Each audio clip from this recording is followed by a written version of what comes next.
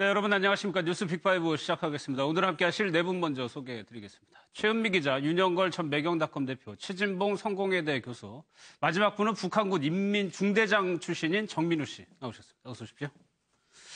귀순한 북한군 병사 이야기부터 좀 시작하겠습니다.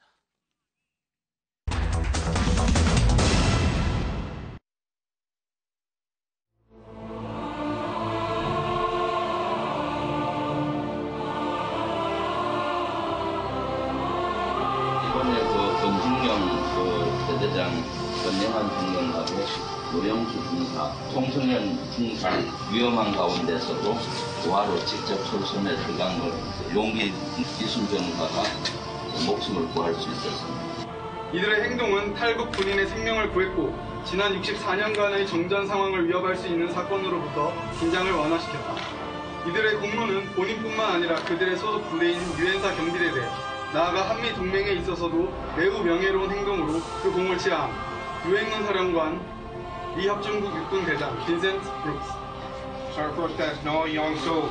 Sir, first that's Song Sing-yong. 중사 송승현. 제표 영원권. 구명 권영환.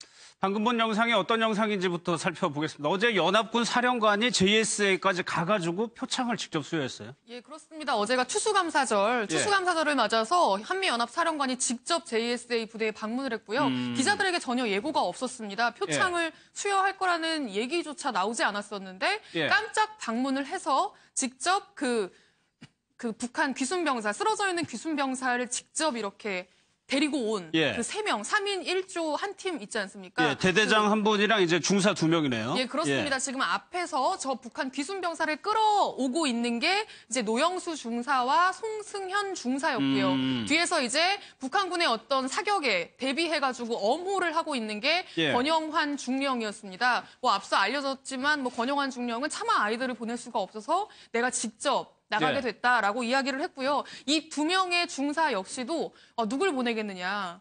내가 직접 가겠다. 자신이 있다. 심지어는 시켜달라라고 이야기를 했고 정말 할 수 있겠느냐. 굉장히 위험한 상황이잖아요. 그렇죠. 북한의 사격이 있을 수도 있는 상황이었기 때문에 괜찮겠느냐라고 했더니 자신 있다. 정말 기회를 주셔서 감사하다. 오히려 이렇게 이야기를 하면서 작전에 투입이 됐고 그 작전을 정말 성공적으로 마무리를 하고 왔고요. 연합사령관은 일단 2가지를 강조를 했다고 합니다.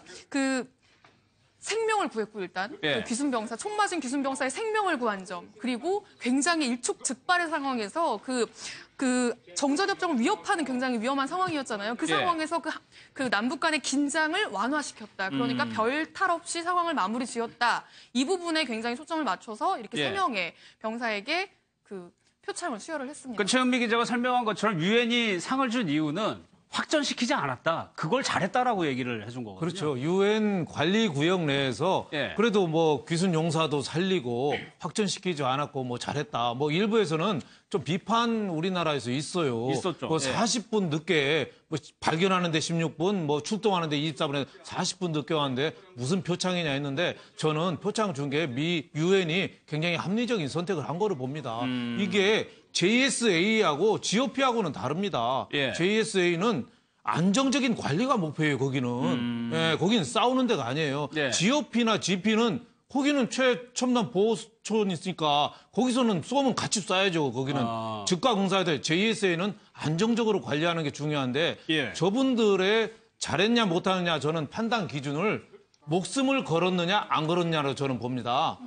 목숨을 걸었냐. 바로 전에 총격전 났는데 거기 가서 그게 쉽겠습니까? 권영환 중령도 구출하는데 북한군 용사 10m 전에서 그게 쉽지 않은 거거든요. 저 대대장이. 그래서 저는 그런 면에서 굉장히 좀 높은 평가를 좀 하고 싶고 하여튼 목숨을 걸고 이렇게 했다는 거 그거는 뭐 아무리 뭐 해도 지나치지 않다. 저도 군대 있을 때 제대 일주일 남겨놓고 무장 탈영병이 수류탄 들고 나온 적이 있어서 일주일 남겼는데 저하고 마주쳤어요. 머리가 하얘서요. 도망갈 생각밖에 안 나더라고요. 근데 얼렁뚱땅 그분이 자수해가지고 저도 표창장 받고 제대한 기억이 나는데 정말 저 상황 들어가잖아요. 모르는 사람들은 빨리 응전하지 그랬냐 하는데 저렇게 침착하게 해서 구출하는 거 저는 상 주는 게 당연하다고 봅니다. 예, 사실 이 사진 이 건너편에는 북한군이 다 완전 무장을 하고 다 지켜보고 있는 상황이었으니까 더 위험했을 것 같아요.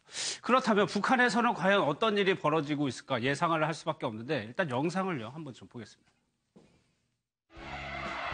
경례하는 최고 사령관 동지께서는 감나무 중대군인들이 공연을 잘한다고 박수도 보내주시며 그들의 공연 성과를 축하하셨습니다. 나를 그 넓은 품에 꼭 안아주시고 등까지 들어주시는 게 아니겠어요? 아버지 원수님!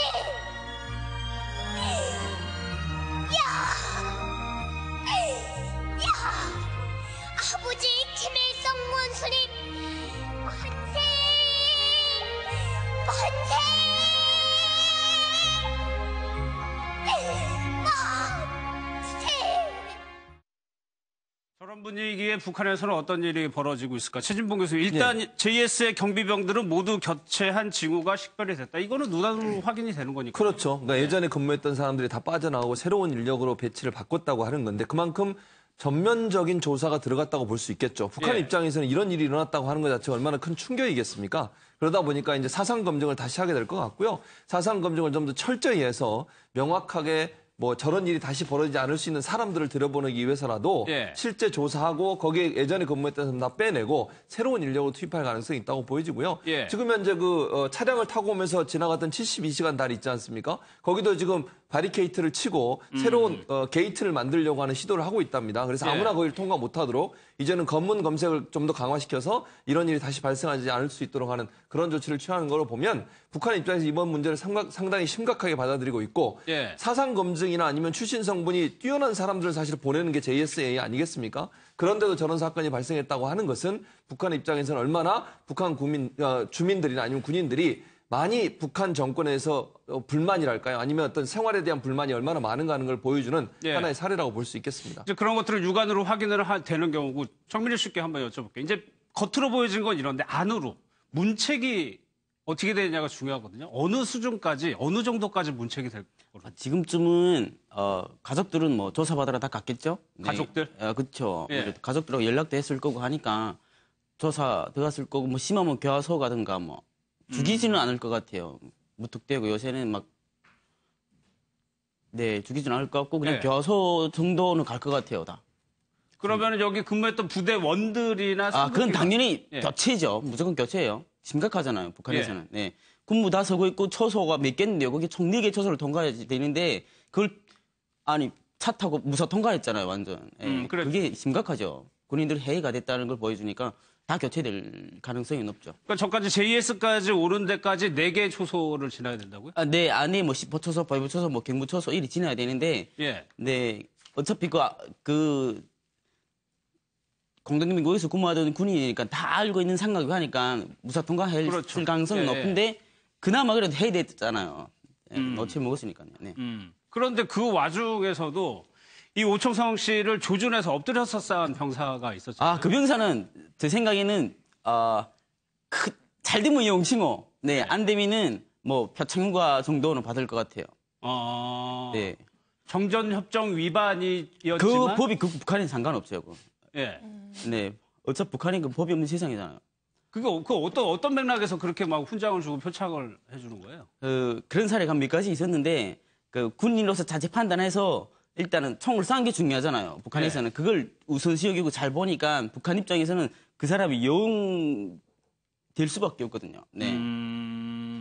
그러니까 이게 우리나라하고 북한하고 상황이 다른 거예요. 우리는 확전을 시키지 않았다고 해서 표창을 줬는데 그쪽에서는 쌌다고 해가지고 표창을 준다는 거잖아요. 그러니까 정전협정 위반이랑 상관없이 일단 그 기순병사, 도망가는 기순병사를 최대한 조준 사격해서 그나마 치명상을 입혔고 그리고 이 선을 넘었음에도 불구하고 일단 생사를 확인하려고 했던 점, 어떻게 보면 끝까지 한국으로는 보내려고 하지 않았던 어떤 그런 부분에 대해서 인정을 해주고 이제 치하를 해준다 이런 의미로 그렇죠. 그러니까 뭐 상을 주는 건가요? 그러니까 상이라는 게 뭐 돈을 주는 건 법이 없어요. 북한 군인은. 그러니까 기껏해야 보름 표창유가 보름 주거든요. 그거 받을 가능성이 높죠. 예. 어쨌거나 이 사람은 북한에선 잘했다라고 평가가 될 수 있는 것 같아요. 근데 이 귀순한 오청성 씨 신분에 대해서 정민우 씨한테로 하나의 제보가 들어왔었는데 이 제보가 굉장히 좀 구체적인 내용이에요. 예, 그렇습니다. 그 익명의 탈북자가 보내온 예. 제보인데요. 지금 저희 보여드리고 있는데 2011년에 탈북한 이제 귀순 병사 출신으로 탈북한 사람으로 지금 추정이 되는데 이번에 넘어온 사람에 대해서 굉장히 잘 알고 있다는 듯이 이야기를 합니다. 예. 보시면 귀순 병사는 이번에 넘어온 귀순 병사는 개성 직할시 민경대대 정치부장의 운전사다. 운전병이라는 추측은 저희가 했었죠. 예, 그러면서 이제 고향은 평양시 낙랑구역 승리 1동 뭐 이렇게 굉장히 자세하게 뭐 예. 어디 종점에 아파트 내리면 이름까지 됐네요. 예, 바로 뭐 낙랑 목욕탕 뒤쪽에 통일 아파트에 살았을 거다. 예. 그러니까 마치 귀순하기 전에 이 병사와 함께 근무했었거나 좀 알고 지냈을 가능성이 좀 있어 보이는데 예. 지금 이 평양시 낙랑구역이라고 하면 굉장히 번화한 북한에서도 평양은 굉장히 잘 사는 곳이잖아요. 그렇죠. 그 랑낭구역이 평양시에서도 인구가 두 번째로 많은 곳이고 예. 그리고 뭐 우리도 알고 있는 뭐 고려 호텔이라든지 굉장히 유명한 곳들 있잖아요. 평양 개성 고속도로도 관통하는 곳이고 예. 그러니까 굉장히 그 중심부에 그러니까 지금 뭐 굉장히 금수저냐 뭐 아니면은 뭐 엘리트 뭐 출신이냐 금수저냐 뭐 이런 말들이 많았잖아요. 그러니까 굉장히 뭐 집안은 일단 저기가 고향이라고 한다면 예. 생활 수준은 보통의 어떤 북한 사람들보다는 조금 높았던 예. 어떤 조금 혜택을 받은 사람 집안의 어떤 자제가 아니었을까 그러네요. 그렇게 좀 추정은 해볼 수 있을 것 같습니다. 뭐 통일 아파트까지 맞는지는 모르겠는데 일단 정민우 씨 평양에 살았다는 것만 하더라도 어느 정도 그렇죠. 평양은 아무나 못 들어가죠. 예. 평양은 출입증이 있어야지 들어가고 군인들도 군복 입고 못 들어가요, 혼자서. 무조건 군복 벗고 사복 입고 들어가야 돼요. 네, 그 규정이 있어요, 평양은. 아무나 못 들어가고 통행증 딱 있어야 되고 딱 지장이 지켜야 돼요. 네.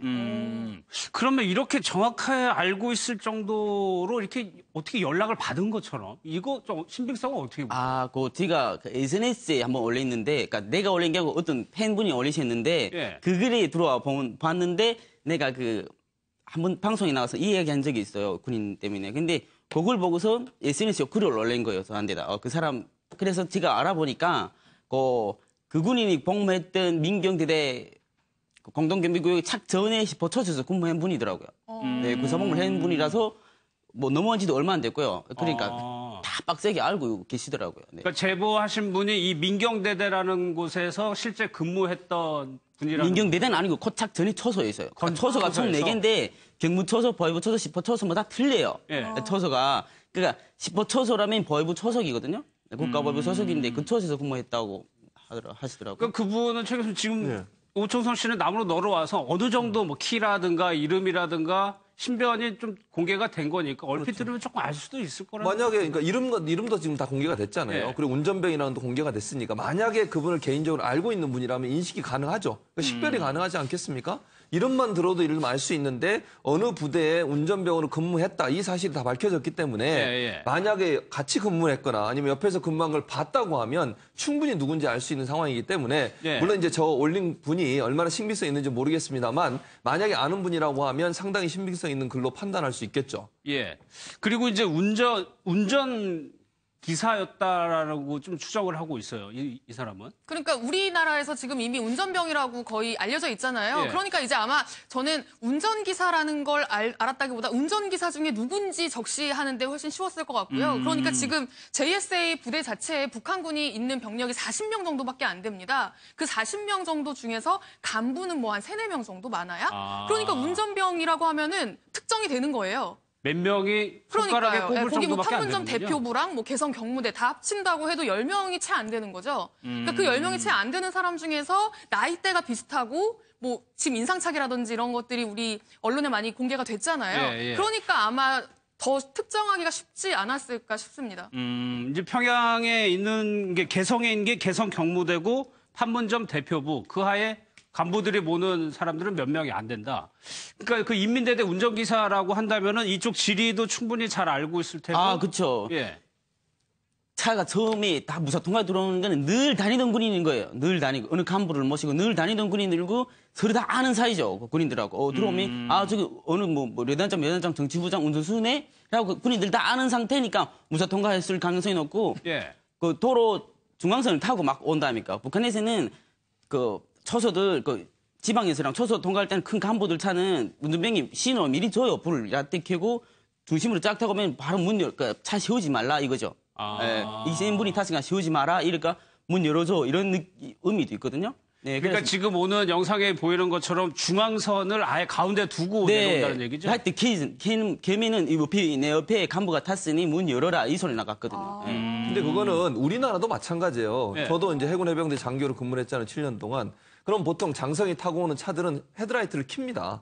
보통 오기 전부터 저 차도 지금 헤드라이트를 켜고 달리고 있거든요. 예. 그러니까 평상시에 늘 자기가 모시는 상관을 탔을 때는 헤드라이트를 켜고 신호를 주면 저기서 검문을 안 하는 거죠. 그러니까 그 말은 일반적으로 늘 통상적으로 저기를 지나다니면서 간부가 타고 왔기 때문에 그날도 그랬을 거라고 봤을 거예요. 그래서 검문을 안 하고 빠른 속도로 지나가지 않습니까? 저 초병 같은 경우는. 그렇죠. 그러니까 초병이 손을 못 쓰는 거죠. 그렇죠. 그러니까 평상시에 늘 했던 방식대로 했지만 실제는 본인이 귀순하게 해서 자기 상관을 태우지 않은 상태에서 마치 태운 것처럼 위장을 하고 지나가게 되니까 예. 그러니까 불빛도 켜고 들어왔고 그것 때문에 이제 거기서 검문하는 그 초소병도 검문을 제대로 하지 않은 상태에서 지금 통과가 된 상태라고 볼 수 있겠죠. 그러니까 의문점이 왜 저기서 막지도 않고 판문점에 가서도 갑자기 뛰어나오냐. 그러니까 이 사람들은 실제 대대장이나 정치부장이 탈 수 있었을 거라고 생각을 했었겠네요. 예, 그러니까 뭐 흔하게 다니는 별로 그렇게 유의 깊게 봐야 할 귀순병사 누군가가 탈북할 마음을 먹고 지금 차를 운전했다라고 판단하지 않았거나 예. 아니면 눈치는 챘는데 저 안에 있는 JSA 안에 있는 어떤 병사들한테 전달을 제대로 못했거나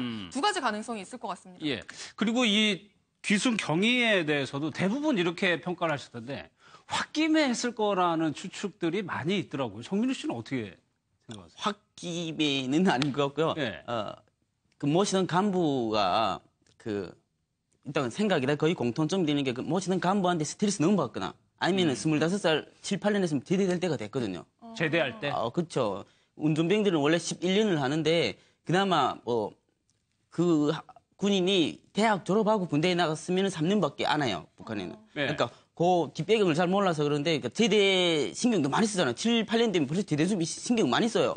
집에 가면 뭐 할 거지, 어느 대학 가야 되지 생각이 많이 하는데 자기가 바르던 대학 추천 안 하고 뭐 간부하고 트러블이 생긴다든가 뭐 스트레스 참지 못할 그 무엇인가 있었기 때문에 도망쳤다고 봐요. 네.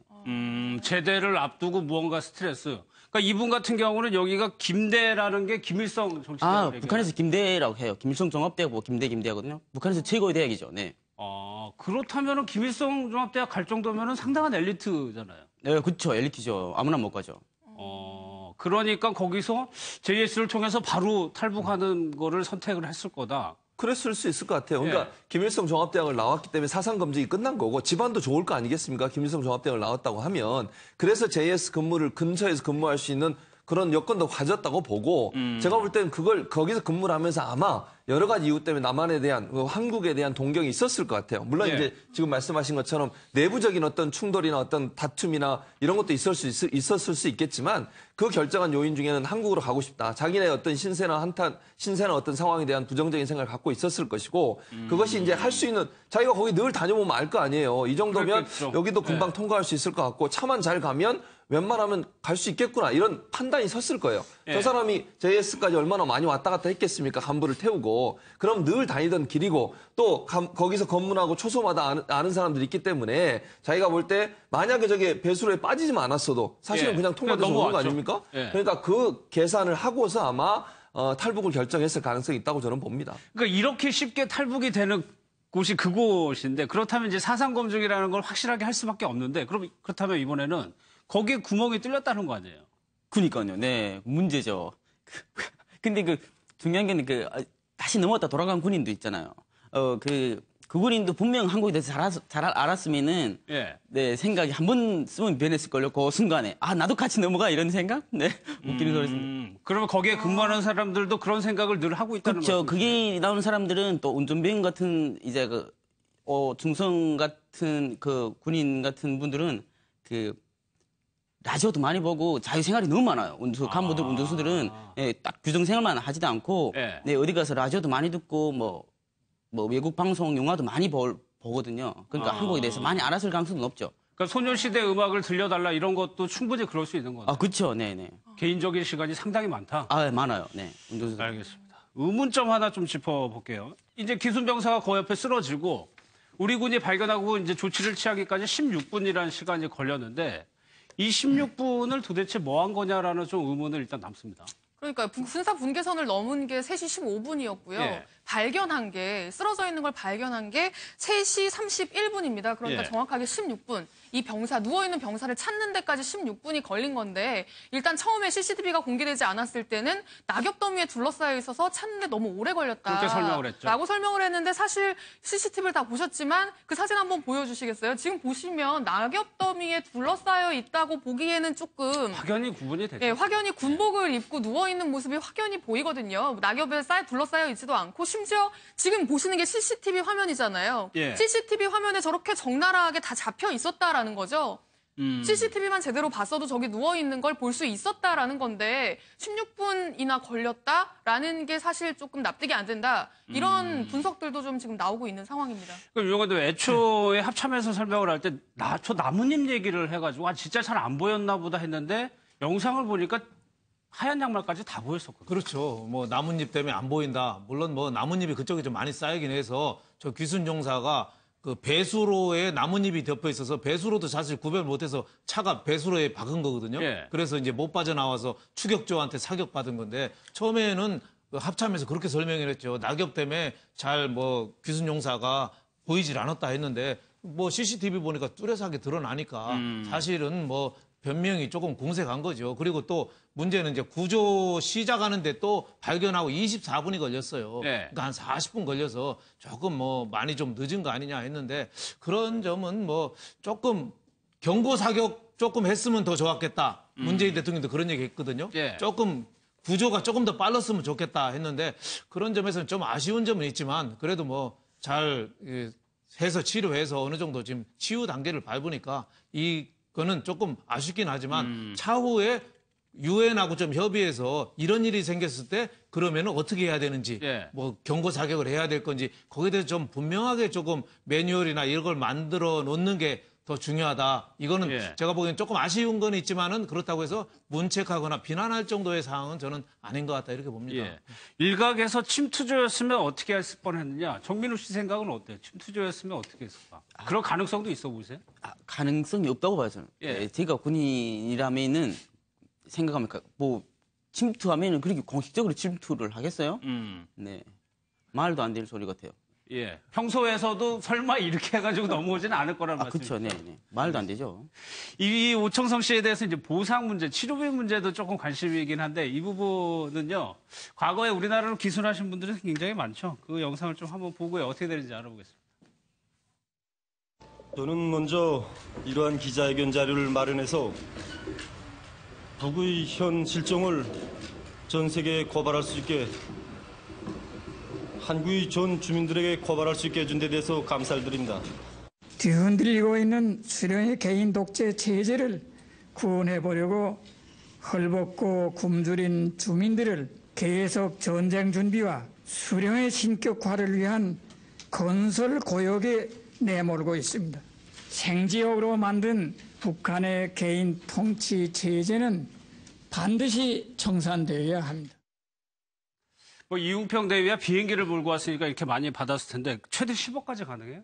그러니까 이게 애초에 10억까지 가능했던 건 아닙니다. 그러니까 예. 아마 제가 보니까 시간이 가면 갈수록 오히려 액수도 줄어들잖아요. 예. 그러니까 희소성의 문제가 좀 있는 것 같아요. 아마 1983년 당시에는 귀순하는 병사, 심지어 미국기까지 끌고 오는 사람은 정말 너무 희소했을 텐데 그 이후에 최근에는 탈북하는 사람들이 많잖아요. 많죠. 그러면서 이제 조금 줄어든 감이 있는데 이 1997년에 황장엽 전 노동당 비서는 사실 넘어온 것 자체가 굉장히 국제적으로 이슈가 됐거든요. 예. 정보도 굉장히 많았고 그럼에도 불구하고 2억 5천만 원밖에 받지 못한 이유는 뭐냐면 우리나라가 사실 중구난방으로 보상을 해주다가 1997년에 법을 만듭니다. 통일부가. 예. 아예 넘어오는 사람들은 최고로 많이 줄 수 있는 보상액을 2억 5천만 원으로 산정을 해놔요. 아. 그러니까 최고액을 받은 겁니다. 황장엽 전 비서 같은 경우에는. 예. 그런데 이게 지금 20년이 지났잖아요. 지금 너무 현실성이 없다. 이 고위급 장성들이 탈북할 만한 어떤 유인을 제공해줘야 되는데 2억 5천만 원으로 지금 우리나라에서는 집 한 채, 그러니까 정착하는데 사실 뭐 그렇게 그렇죠. 큰 돈은 아니잖아요. 삶을 뿌리는 데 있어서. 그래서 이걸 좀 현실화를 시켜야 된다라고 해가지고 최근에 법을 개정했습니다. 예. 그래서 최근에는 10억까지 가능하게. 그러니까 뭐 이웅평 대위처럼 미국이라든지 무슨 전투 폭격기 같은 걸 몰고 오면 예. 10억까지 받을 수 있는 거고 그러니까 가지고 오는 정보나 무기나 뭐 차량이나 뭐 이런 거에 따라서 액수가 좀 나뉘는데 이제 최대 10억까지 받을 수 있습니다. 맥시멈 상한액이 10억이라는 얘기군요. 그러면 정민우 씨께서 보시기엔 이분의 정보 가치는 좀 있을 거라고 보세요? 어느 정도 많이 알 거라고 보세요? 많이 알 수도 있죠. 큰 간부의 운전수미는 간부 하는 행동, 이야기하는 행동, 통화하는 행동 다 들었으니까요. 네, 그래서 들은 소리가 너무 많을 것 같고 또 창기하고 병사하고 급수가 있어서 큰 비밀 같은 건 알지 못한다고 봐요, 저는. 네. 근데 우리나라도 마찬가지지만 운전기사 하는 분들의 특성상 고급 정보를 옆에서 들을 기회는 많으니까. 그렇긴 하죠. 그런데 이제 뭐 황장엽 전 노동산 비서관 정도의 그 정도의 정보는 없을 것 같고요. 그렇겠죠. 왜냐하면 이제 저분 같은 경우 주체 사상을 만든 사람이거든요, 저 사람이. 근데 이제 아무래도 지금 얘기하셨던 것처럼 그 고급 장교의 운전병을 했으니까 일정 부분 정보를 알 가능성이 있죠. 특히 이제 우리가 좀 관심을 가질 수 있는 분 JS 분야 판문점 관련된 공동경비구역 관련된 정보가 그러겠네요. 좀 특성화돼서 있을 수 있을 것 같아요. 왜냐하면 거기에서 근무할 때는 어쨌든 거기에 근무하는 고급 장교 같은 경우에는 그 지역이나 그 관할 부대에 대해서 더 많은 정보를 알고 있지 않겠습니까? 그래서 북한 전체 지도 체제에 대한 정보보다는 아무래도 JSA나 판문점 관련된 그런 정보들은 있을 수 있을 것 같아서 그거는 국정원이나 아니면 우리 정부의 유용한 정보로 활용될 가능성도 있다고 보여집니다. 저 1983년도 이웅평 대위가 미국이 끌고 올 때는 온 나라도 와글와글 했고 미국에서도 굉장한 관심이 보였습니다. 전쟁 나는 줄 왜냐하면 알았다고. 그때 전쟁 나는 줄 알았고 놀랬기도 하고 미국에 대한 정보가 별로 없었어요. 미국도 그렇고 우리도 그렇고 그걸 가져온 거를 그걸 뜯어가지고 그걸 군사 기밀을 확보하는데 굉장한 도움이 돼가지고 그때 이웅평 대위는 어떻게 보면 우리 그 남한의 영웅 대접을 받을 정도로 저희가 그 뭐 신문 기자 시작할 때인데 그거 그 신문에 와글와글하게 하여튼 허구한 날 일면 토업으로 났던 그런 기억이 납니다. 근데 이번에 오신 분은 그 제일 높아야 대령이거든요. 대좌니까 대령이 운전기사니까 대좌의 뭐 성격이 좀 과격하다든지 뭐 이 정도만 나오지 어떻게 뭐 고급 정보라든지 평양 김정은의 동향이라든지 뭐 이런 건 그렇겠죠. 아니고 거기 그 판문점 근방에 약도 정도나 잘 그리고 뭐 어떤 사람이 있다 이 정도지 크게 뭐 새로운 정보가 있거나 그러진 않고 이제 다만 이제 영화의 한 장면 같이 25세 된 청년이 목숨을 걸고 저렇게 뛰어오는 장면 저거 온 국민을 감동시킨 거죠. 그러니까 정보의 가치보다도 우리의 감동을 울린 거 그거가 더 어떻게 보면은 더 영향이 있지 않느냐 이렇게 생각이 됩니다. 네.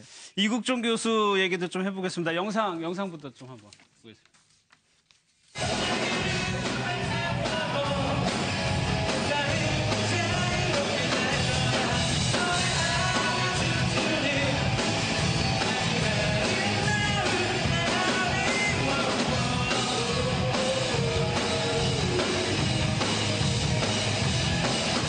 대한민국 넘버원 의사 커뮤니티 이런데 여기 이렇게 올라가 있어요. 이렇게 학교 가지고 이렇게 해서 하는 팬습이 여러분들 때문에 없어질까? 숨도 못 쉰다. 숨도.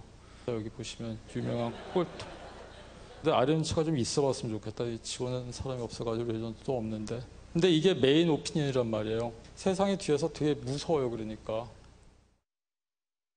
이국종 교수가 저렇게 큰 일을 했는데 10억 적자의 원흉이라는 얘기가 무슨 얘기입니까? 그러니까 이게 환자를 살리는 건 좋은데 일단 병원 입장에서 돈 되는 환자는 아니라는 얘기죠. 그러니까 돈이 많이 되는 환자도 아니고 심지어는 우리나라에서 치료를 받으면 다 건강보험에 적용이 되잖아요. 그렇죠. 건강보험 안에 있는데 이 건강보험이 치료를 한다고 다 주는 게 아닙니다. 돈을. 건강보험에서 굉장히 디테일하게 이런 환자한테는 이 약을 한 번 쓸 수 있다, 2번 쓸 수 있다, 3번 쓸 수 있다 이런 걸 다 정해놔요. 굉장히 소소하게 의사의 행위 하나하나를 다 돈을 매겨놓습니다. 그런데 의사 입장에서는 이 환자가 당장 죽게 생겼는데 기준이 한 번이라도 2번, 3번 쓸 수 있잖아요, 약을. 그러면 건강보험공단에서 다 삭감을 해요. 그 돈을 안 줍니다. 그러면 그건 올고지 그냥 다 병원에서 손해로 감수할 수밖에 없는 돈이거든요. 환자한테 청구할 수도 없어요.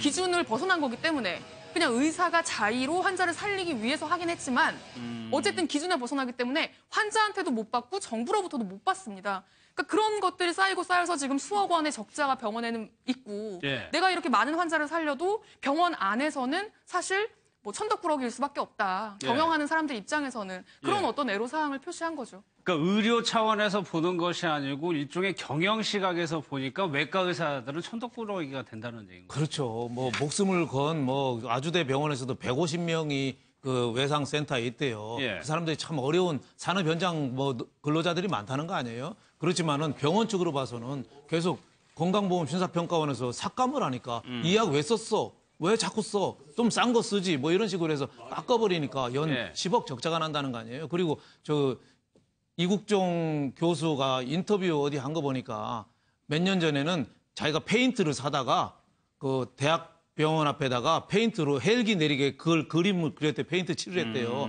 왜 그러냐? 그랬더니 그 헬기 내릴 때가 마땅치 않아가지고 그걸 했다는 거예요. 그게 병원에서도 오케이 한 게 그나마 좀 돈 되는 게 미군 수송하면은 미군 환자는 좀 돈이 된대요. 그래서 헬기 내리게 해줬다는 할 정도니까 이국종 교수가 어떻게 보면 처절하게 칼의 노래, 이 김훈 소설가의 칼의 노래라는 소설을 거의 애울 때까지 읽었다잖아요. 그럴 정도로 어떻게 보면 이순신 장군이 그 내부에서 더 힘들었잖아요. 그러니까 그 외로운 밤을 보내면서 이 전쟁을 치른 것처럼 본인도 그렇게 어떻게 보면 외롭고 한데 한국 사회랑 어떻게 보면 몸을 부딪히면서 싸운 거죠. 그래서 기득권에다가 어떻게 보면 싸운 거죠. 저분은 지방대학, 아주대학 나왔잖아요. 그러니까 스카이나 유명 대학에서는 기득권에서는 저분이 인정을 안 해줬어요. 또 하나는 우리나라에서 1등 끌어내리기 석회균 선장 하나 치료한 것 같고 왜 그래 그 뭐 인류상 것처럼 돈만 끌어들이고 쇼맨십 하냐 이런 것도 있었고 또 밭장 열풍이라는 것도 있죠. 석회균 아덴만 열풍 때 좀 반짝 지원하고 또 다들 잊어버렸잖아요. 그러니까 이번 계기가 어떻게 보면 그런 걸 한국 사회의 고질적인 문제를 치료하는 게 계기가 된 게 어떻게 보면 김종대 의원이 저는 큰 역할을 했다고 봐요. 오히려요? 이순신 장군이 두각을 나타낸 게 원균 장군이 그 상대적으로 우리 학교 다닐 때 원균 장군이 역적으로 몰았었잖아요. 근데 알고 보면 그분도 사실 전사하신 분인데 제 동창 중에 이름이 원균이라고 있었는데 별명이 역적이었어요. 그럴 정도로 했는데 이국종 교수도 어떻게 보면 김종대라는 국회의원을 통해서 아 저런 분께 열심히 하시는 분을 왼쪽 눈이 실명까지 했다는데 저렇게까지 매도하냐 해서 오히려 김종대 의원이 나는 역할도 상당히 있다고 봅니다. 알겠습니다.